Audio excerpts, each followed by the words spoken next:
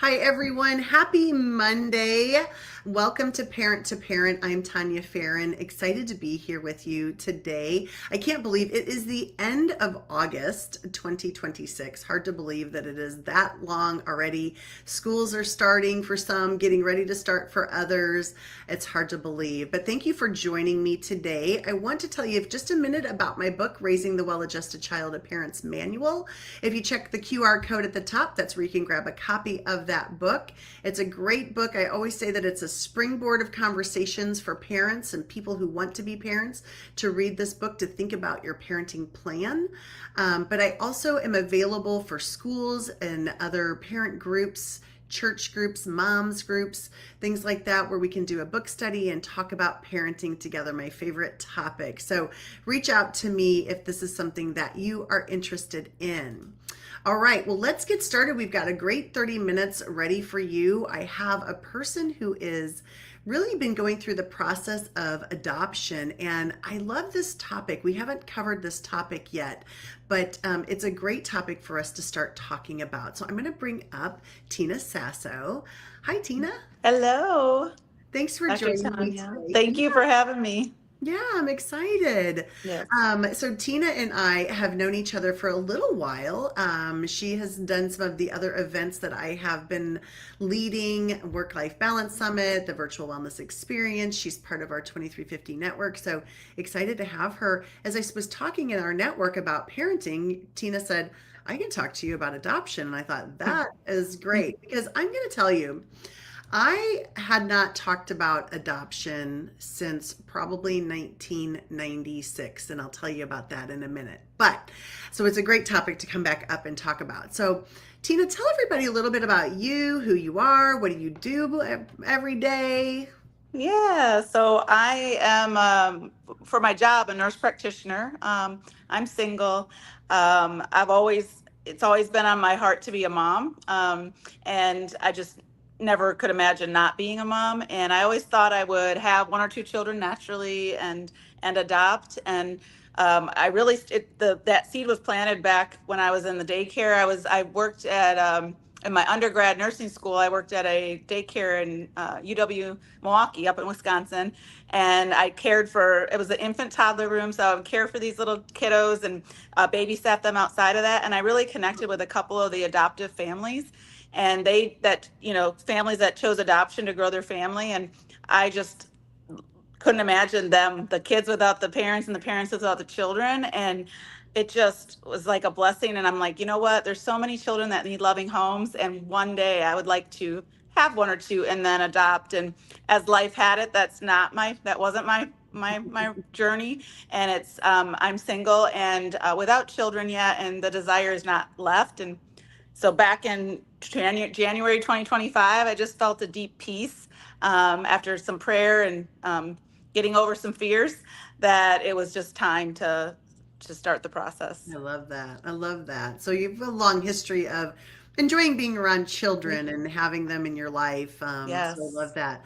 Yeah. So gosh, it was probably 1996, and some coworkers of mine were adopting children from their third child was adopted from Russia. I can't think of the first place, but across the country. And it was crazy because they would get these VHS tapes sent to them of children that they Uh-huh. could look at, that they could view, that were in these orphanages. And they ended up adopting three children, but it was a Oh, really interesting process and a yeah. lengthy process and a lot of paperwork. And I know that was a long time ago. I hope the process maybe has changed some in 30 years, maybe not, but Yeah.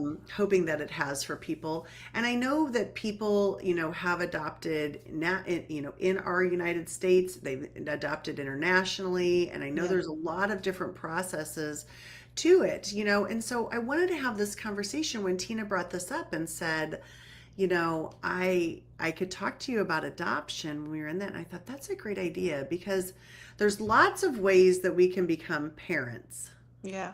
and adoption is one of those ways. So I love that. So and you talked a little bit about, your history, but what really led you to that decision of, I'm gonna adopt a child. Yeah, I think again, I thought that I was going to meet, the person that I wanted to have a family with, and that I would have naturally have one or two, and then adopt. And as the years went on, and the clock ticked, I was like, you know what? I'm getting up there, and the desire to be a mom just got stronger and stronger and stronger. And I knew that for me, after a certain point, I wouldn't want to continue doing. I wanted to not be after a certain age, and so for me, doing it older was something I had to come to, like had to come to peace with, and then doing it alone and not waiting for the marriage and the Yeah. man and all those things. So for me, I just had a sense of peace. It was, yeah, the end of 2024. Yeah, January, like at January 2025, I started the process. Around that holiday time, I just felt just a peace. And to me it was God just saying, I got you. I got your child, and you can do this with me. So I Yeah. just that's what I just had a peace about it, and so I started the process. I love that. I love that. Yeah, we get kind of caught in those um I would just say like Hmm. traditional patterns of being a parent. Yeah. And sometimes we forget to kind of look outside the box of what Right. else can we do. I was kind of like you in that sense. I was telling my daughter this the other day. I always wanted three kids. I have two daughters. I always wanted three kids, but I couldn't really afford three. I knew I had to work, and if it was one of those things like if I didn't work, we really wouldn't have any money, but if I did work, I couldn't afford three kids in daycare at the same time and Hmm. all of that. But I always also thought like I would never be against adopting a child, and me being an educator and working in schools, there were lots of kids that I cared for and loved and enjoyed being around that I could, Yeah. say, you never know what will happen one day, right? Hmm. So I love that you kept that option open for yourself and Yeah. have listened to that. So are there a lot of adoption options? Like what, like I was talking to you about my friends adopting out of the Yeah. country, and I know another teacher at the same time adopted from Guatemala. So Yeah. what are the adoption options that you learned about? Yeah, so there's a few different paths you could go when you're choosing adoption. So you mentioned a couple of them, but domestic infant adoption is what I'm choosing. Then Mm, there's international adoption, which does take longer, and usually you match with a child that's a little bit older, where I am choosing to say 0 to 3 months, birth to 3 months. But when you do the international, usually they're toddler or older, age, because mhm. it's a longer process. And then the foster care with the possibility of adoption. For me, I spent a lot of time talking to some foster. We have a big ministry at my church that supports adoptive and foster families, and Mhm. so I was able to talk to my pastor, and then connect with some adoptive and some fostering parents. And so I talked to foster and adoptive moms both to get to hear their journey and hear their perspective, and just kind of get the good, the bad, the ugly, just kind of what are the pros and cons from their Yeah. experience. And then after I got that information, I really decided that for me, domestic infant adoption was best. Um, because with fostering, with the possibility of adoption, the number one goal is reunification. And with me, Right. my heart desire to be a mom and the desire for a forever family was just way too strong, and I knew that it would break my heart and it would bless the child and me during that season, but then if they did go back and reunify with the birth family, that I would then be just probably devastated. Right. So I just knew for me that domestic infant adoption was the way to go. And I think too, just to say this, at first I thought when I was thinking about fostering and adoption, I think something inside of me was thinking fostering would be a better, more selfless thing to do than adopt a Mhm. newborn adoption. But then as I went through that and realized that that was the truth that I had in the back of my mind, and got over that and realized there's all of the children, all these babies, all these children need loving, safe, loving homes. And it's okay for me to choose domestic infant adoption, and to say that I want to match, with a newborn. Yeah. Yeah. I love that you went through and you were thinking through all of the options and checking them out. And I love that you made a decision. You have to Mhm. do, in my opinion, you have to do what's best for you. Yeah. Somebody else, I've worked with a lot of families, a lot of foster parents in the education system, and some, like you said, prefer certain age groups, Hmm.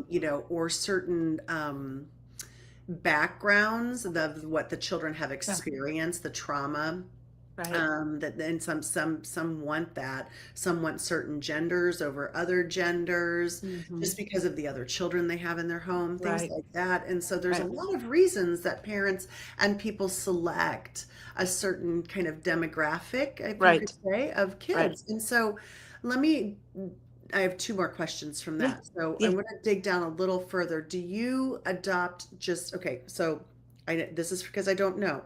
Do you look in just your state, or do they go in surrounding states? So it And depends. Oh, sorry. Go ahead. my next question, so I'm where you look, and then do you go through an attorney or do you go through an adoption agency? So you can do all the above, any of those. Um, so yeah, learning so much on this journey. So Yeah, what you used to be able to, you used to just, what I'm learning is that it used to be the old school was you pick one agency and that's it. You work with one agency, go all in, and that's the one you work with. More recently, and I'm learning from my adoption consultant that I work with, that a lot of people, especially if you're single, you have a little, fewer options. A lot of expectant moms and birth families would like to have like a, dual parents. Yeah. yeah, a mom and a dad. But then there's some that do prefer single women. So, but just not as many. And so Uh-huh. when you have different preferences and you're in a different situation, like I'm single and I'm choosing to say girl. So I was a really Gotcha. struggle, so that limits you too. But my point, but to answer your question, you can choose a lawyer and you can choose an agency, and then there's different, like how many cases they see a year, and there's different questions that I can kind of elaborate on. But there's different questions you want to ask an agency when you're vetting them, when you're talking to them, to know how many cases they see, and do they cap the amount of adoptive parents that they allow in? Oh, There's yeah. lots of different things to think about that I never would have thought about before I started this Mhm. journey, that you want to ask these important questions. So, are you one of 15, or are you one of 300, that are waiting to get matched with an expectant mother? Oh my gosh, that's so true.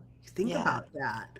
Right, because Yeah, you right. there's large national, like, adoption agencies that are really, really huge, and they they'll serve any kind of family that's made up of any Sure. genders and all the different things. And then there's others that are more specific.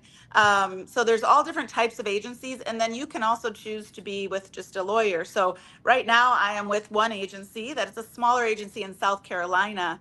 So they, most likely, the expectant mom will be in South Carolina, but sometimes they get cases and calls that are outside of that state. So I might match with a child that's in Texas or Oklahoma or somewhere else, or Florida, because they know of a lawyer that has a case that's not in their agency, but that one of them, that somebody that they're connected with.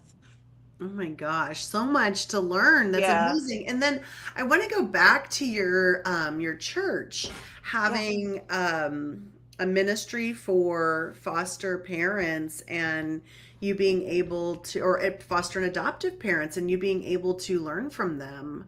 What were some of the things that you guys talked about or that you learned from them? So yeah, I learned, sitting down with some of the foster moms, that it's very challenging. That if you have a full time job and you're single, it's almost impossible, because there's a lot of court appearances.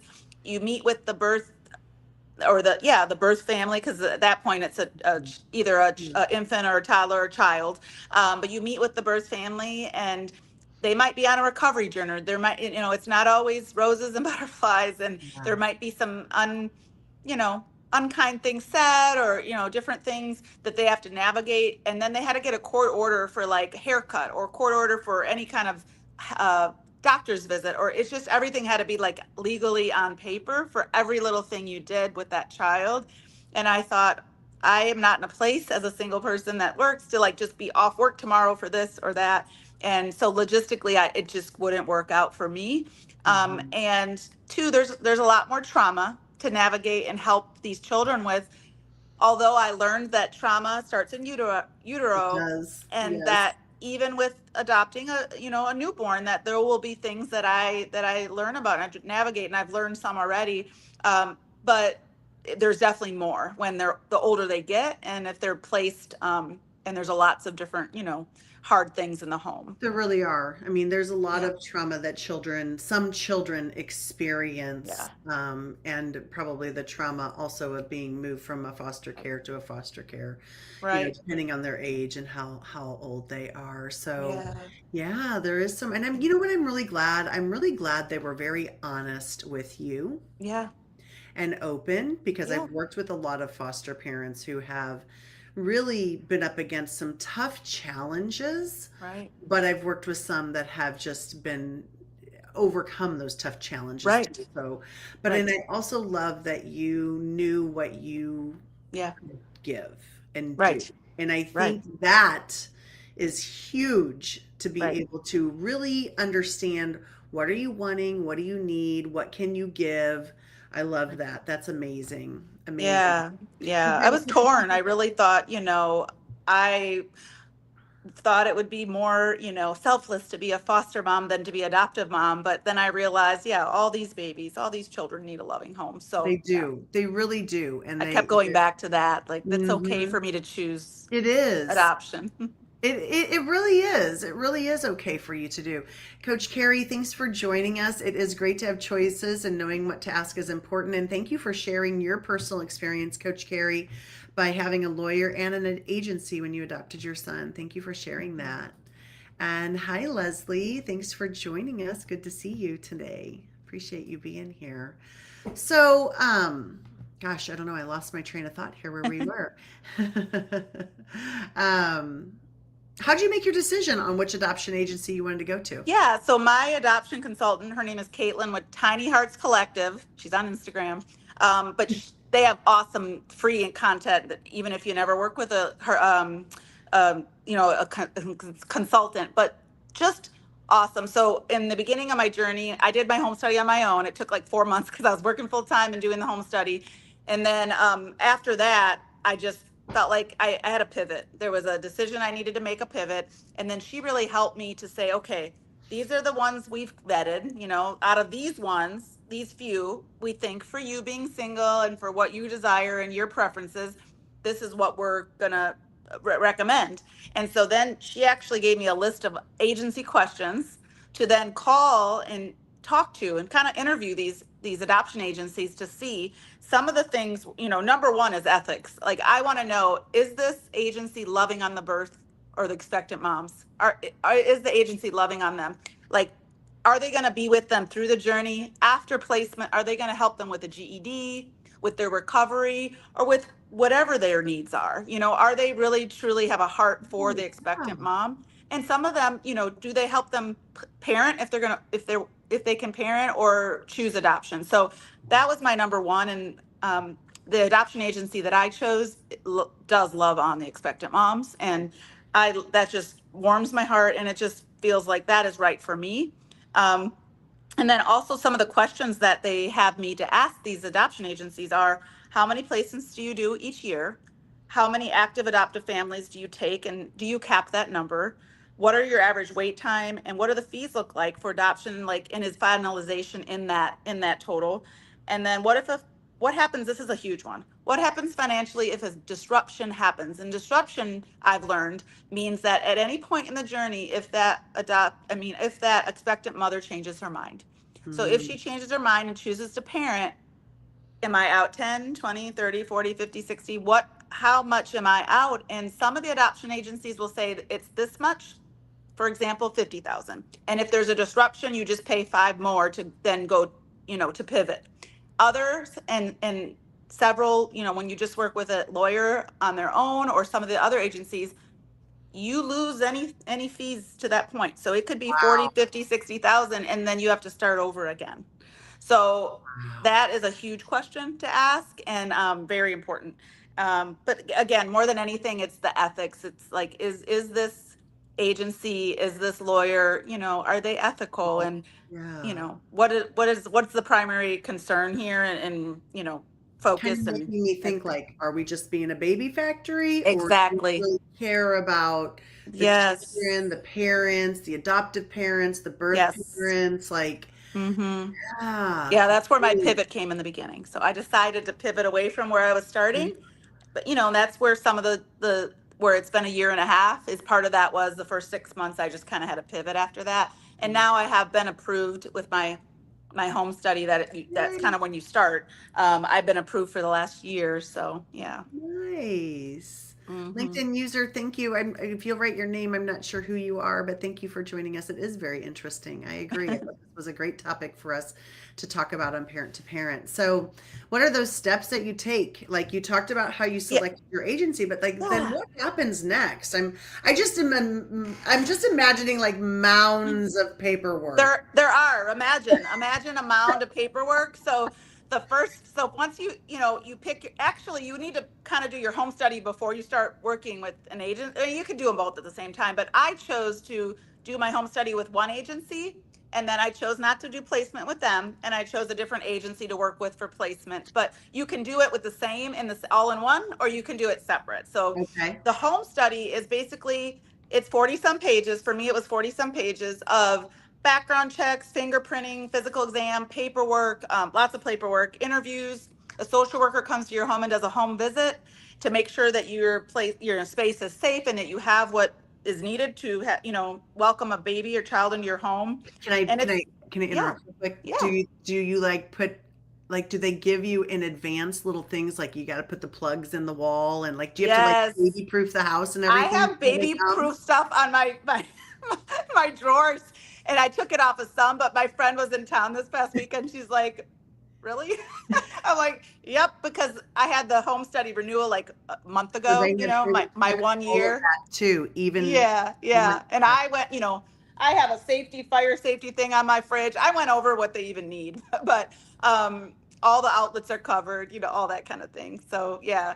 Sorry, I didn't Yeah, mean to interrupt, yeah, but no, you have baby to have a proof. safety checklist as part of your home study. Yeah. But it's a really extensive. But then once you do that, like last month, I did my 1 year renewal, and then I just got a updated physical, updated references, fingerprints again. You have to do certain like 10 things instead of 40 things. Yeah. So Yeah. yeah, yeah, Wow, that's amazing. That really is amazing. And and I'm glad to hear that. Being an educator, hmm, I've yeah, worked with thousands upon thousands of children and parents, and I'm so glad to hear though that they really do want to, ensure the safety of yeah, these children that they're yes, I mean, what a huge thing to entrust a human's life yes, to someone else. yes, So I'm so yes. grateful that they Yeah, have. part of the home study is like they go do a TBI. They pull your police records. They pull any kind of child abuse. I mean, they pull every kind of background check on you. Yeah. Wow, good. Hmm. That's Yeah. awesome. That's Yeah. good. So now you just shared with us that you recently just had your 1 year Hmm. annual review again. Yeah. How do you manage this waiting? How are you managing it? What do you do Yes. in the So meantime? a few different things. So the first thing is really just for me, it's fueling my faith. So having my mindful morning, having my quiet time, I journal, I pray, I write 3 things I'm grateful for. And I really think this really helps just keep me grounded and steady, because sometimes things I have emotional days. It gets a little heavy in the waiting. Sure. But when I focus on what I have and stay in gratitude and not what I don't have yet, I just stay. It just helps me to just, that's number one. Helps me stay in a positive mindset and put my faith before the fears of, when am I going to match and all those things. Mhm. So for me, that's number one. And then two, I really just tried continuing living my life while waiting. I recently had, like 6 weeks of paid time off that I didn't use. If I don't use it, I lose it by July 1st. So I went on 6 weeks of vacation. I Oh I my went gosh. yeah, I in the month of June I went to 4 different states back to back, and I just went in a baby shower, a dance recital, visited friends and family that I love, and just really lived, and enjoyed the time I have before baby comes, because I know it'll be different, it'll be busy, I'll still travel, but just enjoying this time, that I have, and really my exercise, volunteering, small group, just doing things that bring me joy.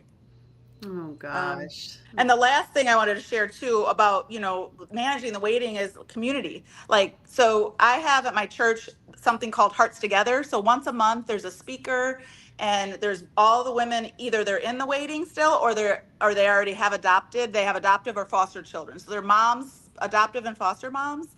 And they just have been so encouraging to me. So there's a speaker every month, and there's always, you go and there's food and there's a speaker, and you hang out for a few hours, and it's just this fuel that's also fuel for me, because it's just so encouraging to be around all these foster and adoptive moms, and some of them are, did it single and did it older. You meet people that kind Yeah. of are on a similar path that you're on, but that was like maybe 20 years ago, so I bet that just fills you up. Like it's so I good. do. I bet that it does just fill you It up and, does. makes you realize it's going to happen, Tina. Yes, it's going to happen. And then there's another one that I didn't even join yet called Anchor Together, and it's for single foster and adoptive moms. So they have childcare. And so I love the Hearts Together, but and it's once a month, but I'm going to go to Anchor Together soon too to check it out, because I want to connect with the single moms, because there could be play dates and different things that come up in the Yes. future. And then the last thing is my church has a wraparound team, a wraparound ministry, and that means when you get the call, baby comes home for as long as you need it, for however many years, that you get meals brought to your home to help every week. They will do the laundry, baby's laundry, and then also have sets of two come and do childcare. Maybe a couple times a month when you need to do errands, or just get out for a little couple hours. They'll come in sets of two, and it's a ministry. But my small group that I've been in, my church small group, they told me a few months ago they're going to be my wraparound team when I get the call. So I know That's these people for like the year now, getting to know them, and just love them, and they're going to be my wraparound team. Oh my gosh, that is so awesome. Like, Yeah. I didn't think about that. And I'm so glad that they built these supports in. First of Mhm. all, 30 years ago, single moms, Right. single dads, two Right. moms, two dads would never have had the opportunity to have a child Mm-mm. by Right. adoptive, Right. right?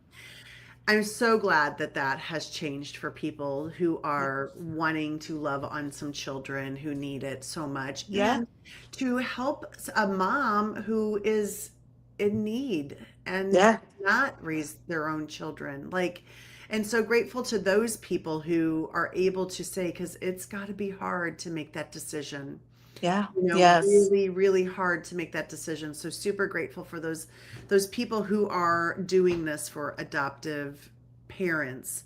I love that. Like that's Yeah. incredible. I've learned so much. And I love that they've built these services to help Yeah. support Yep.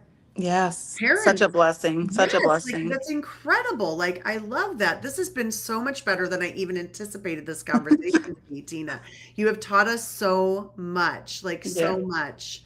I love Yes. that. So we have just a minute and a half left. It Okay. always flies I by. know it I did. know. And so one before we do our closing, I can't wait to have you back when you're a mom. I can't wait. I can't wait. I I mean, thought I about would that be on like, my before I joined. I'm like, I'll be back with my little yeah, little you'd be one. Yes. talking to us about whatever. I don't Yes. know, whatever we want to talk about, which is so fun. Like I love having moms on here, and this has been great having you as a almost mom, Yes. Yes. an adoptive mom. So, Yes. what Hopeful. advice? Yeah, what advice do you give a parent who is considering adoption?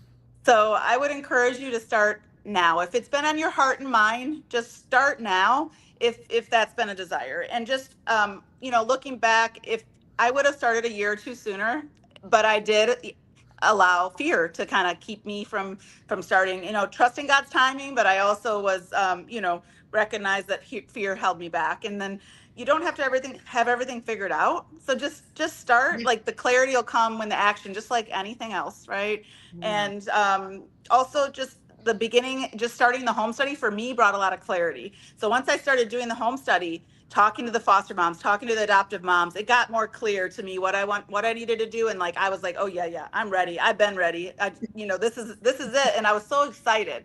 And then you could find that you're not so excited, and that's okay too. But if you start the home study, start doing that even before you match with whatever agency, you can start the home study, and then that will bring clarity, and then also kind of confirm if it's time for you or if it's maybe not time yeah. yet. But yeah, asking questions and that just made it more clear and got me moving forward. Well, and it's a process. It's a process. Hmm. So getting started, I mean, it took you time to get your paperwork filled out and to get all your checks done. So Yes. absolutely love that you did all of that. I'm super excited for you. Thank you, Christy, for joining us today. We appreciate everybody that popped in today. And if you know somebody that is in the process or considering, or maybe you're considering adoption, share this video with somebody. This will be on Spotify in a few weeks as well. And we'll get Tina's word out to help other people who are trying to make this decision. Yeah, and I just want to say one last thing. A Sure. lot of times, what I learned in this journey is that fear of the finances, it kind of keeps people from stepping forward Sure. and doing this journey. So just know that there's lots of grants and fundraising opportunities and 0% interest adoption loans out there. There's so many financial things, and if anybody has any questions on things that I've learned, I'd be happy to share. So on LinkedIn, Facebook, you can find me, just Tina Sasso. I love that. Tina didn't even think to go into that area of that. So see, your conversation is so important for everyone to hear. Thank you for coming today to share this important information with people. I cannot wait to bring you back, I bouncing can't wait along. either when I'm Right in holding. there. Gonna be awesome. It's Yes. gonna be awesome. Well, thank you so much for joining us. Stick around for 1 second afterwards, and everybody else. I will see. I'm not here next Monday as it's Labor Day. I will be here the following Monday. So everyone have a great, safe Labor Day weekend in the United States. Take care. Bye, Thank you. and thank you, Tina.